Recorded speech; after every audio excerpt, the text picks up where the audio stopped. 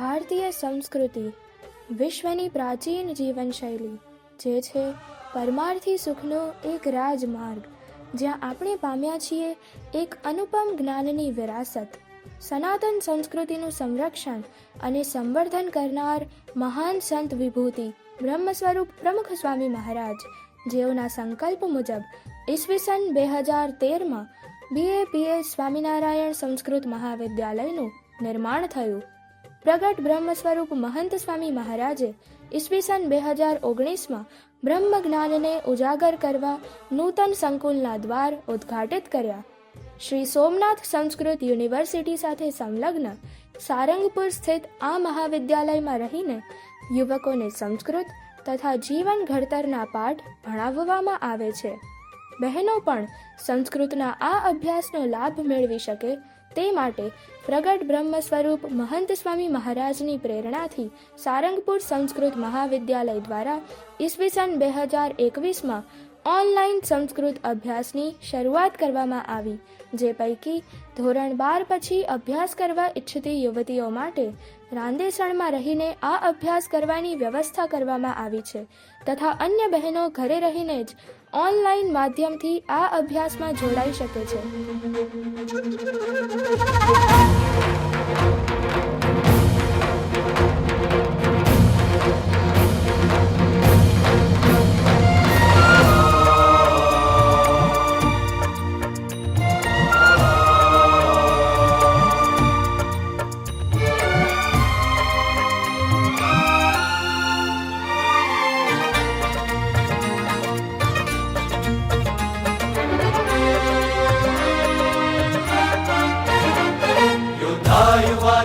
महंत स्वामीना जीवन संग्रामे जितवाना. योद्धा युવાનો महंत स्वामीना जीवन संग्रामे जितवाना. हो अक्षर पुरुषोत्तम दर्शनना विश्वे प्रसार करवाना. अक्षर पुरुषोत्तम दर्शनना विश्वे प्रसार करवाना. योद्धा युવાનો श्रीजीना, योद्धा युવાનો स्वामीना प्रमुख स्वामीना, स्वामीना महंत स्वामीना.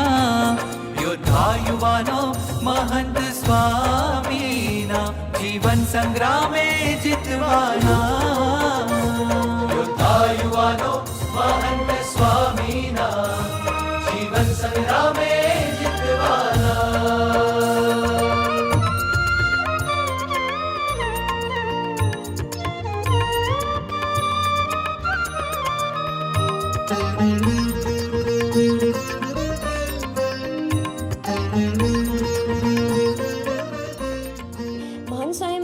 સુરતમાં સંસ્કૃત ભણતા વિદ્યાર્થીઓ પ્રત્યે આશીર્વાદ આપતા જણાવેલું કે ગુણાતીત ગુરુઓની સંસ્કૃત ભાષા પ્રત્યે અને તેના ભણવા માટે અભિરુચિ તો છે જ, માટે ભણી બતાવો. મારી ઈચ્છા તો મ્યુઝિકની ફિલ્ડમાં આગળ વધવાની હતી અને તેના માટે મેં બધું જ રિસર્ચ કરીને તૈયાર રાખ્યું હતું. પરંતુ મારી માતાની અતિશય ઈચ્છા હતી કે હું આ દિવ્ય અક્ષર પુરુષોત્તમ દર્શનનો અભ્યાસ કરું, જ્યારે મેં આ દિશામાં ગહન વિચાર ક્યારેય કર્યો જ ન હતો. BAPS વિદ્યામંદિર રાંદેસણમાં અમને ઘણીવાર સંસ્કૃતના અભ્યાસની વાત કરવામાં આવી હતી. તેથી જ્યારે મારે યુનિવર્સિટીમાં એપ્લાય કરવાનો સમય આવ્યો ત્યારે મારાથી સહેજ જ કહેવાઈ ગયું કે મારે તો સંસ્કૃતનો જ અભ્યાસ કરવાનો છે, તો બીજી યુનિવર્સિટીમાં એપ્લાય કરવાનું શું કામ.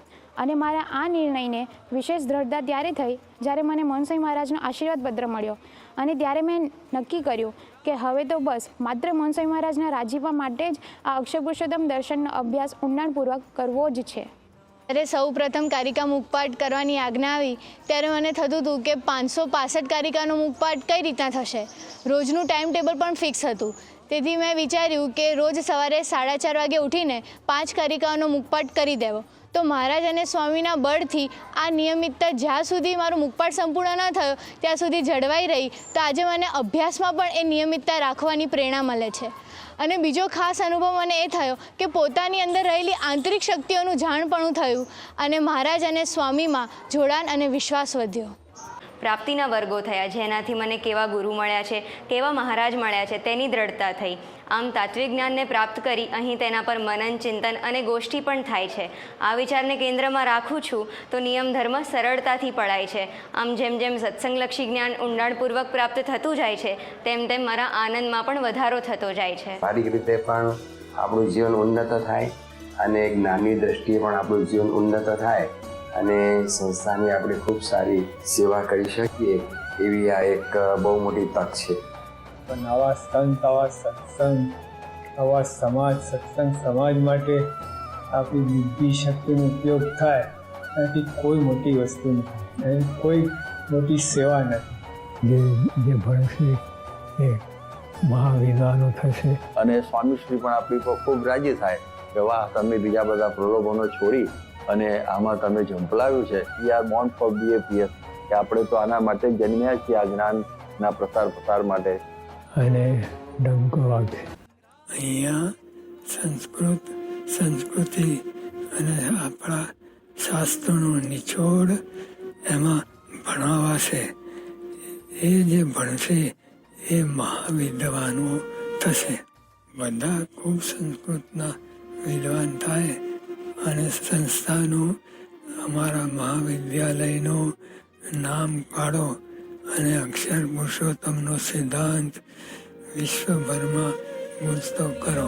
ધર્મમાં અડગ પ્રભુના સાચા શુરવીર પરવાના.